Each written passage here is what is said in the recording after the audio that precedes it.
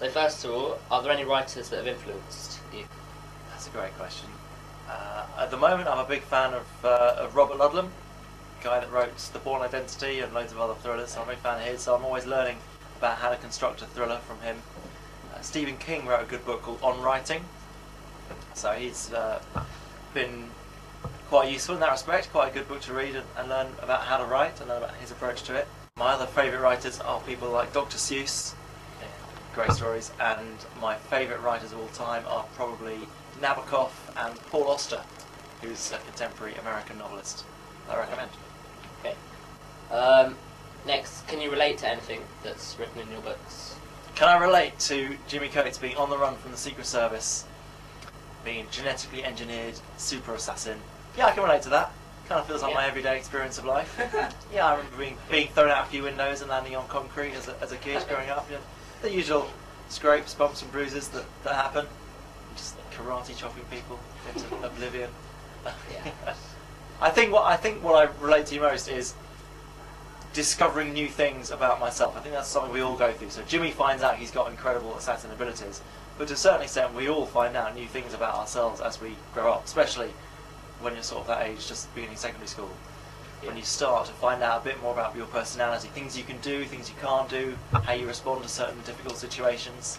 So that I connect with more. That's really what it's about for most of us. Okay, next, as a child, did you want to become a writer? I never thought about being a writer as a child. It never crossed my mind, which is weird. I know most writers have always wanted to be writers. It's a weird thing to do if it's not a burning ambition. Right. I just didn't think about it. I wanted to be a musician, and I became a musician. I was very lucky to be able to do that. I just became a writer because I had an idea for a story that I thought was worth telling, worth pursuing. Right. What made you become a writer? It was just that. I just became a writer because I had an idea that I thought I didn't want to waste. So I wrote a couple of chapters and planned out the general story. I still didn't want to write the whole thing if it was a waste of time, because I've got no burning desire to write if nobody's going to read it or pay me for it, basically.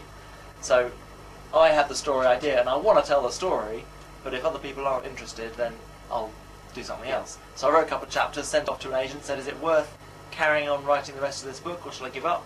She said, write the rest of it. And that took me into the world of being a writer. Is there any advice you would give to young writers? There's a whole load of advice I could give. I've got a couple of pages of advice for people writing on my website, joecraig.co.uk.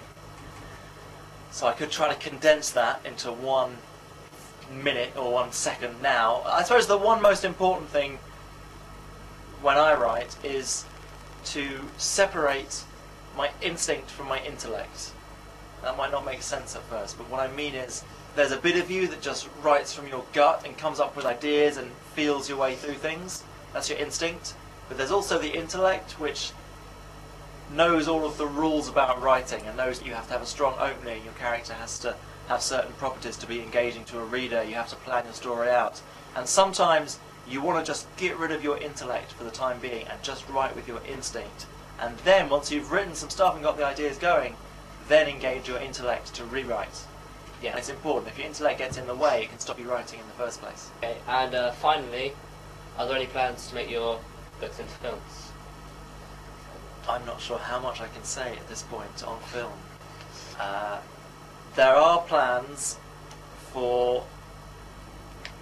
I'm going to be very enigmatic and cagey about this. There are plans for dramatic adaptations on film of Jimmy Coates. I'm not going to say any more than that. Might be film, might be TV, who knows. Basically, you never know what's going to happen with these things.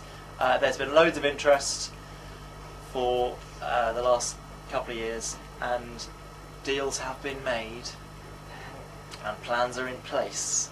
But it's a long, slow process, so don't get too excited. Okay. Thanks a lot. My pleasure. Great to be here.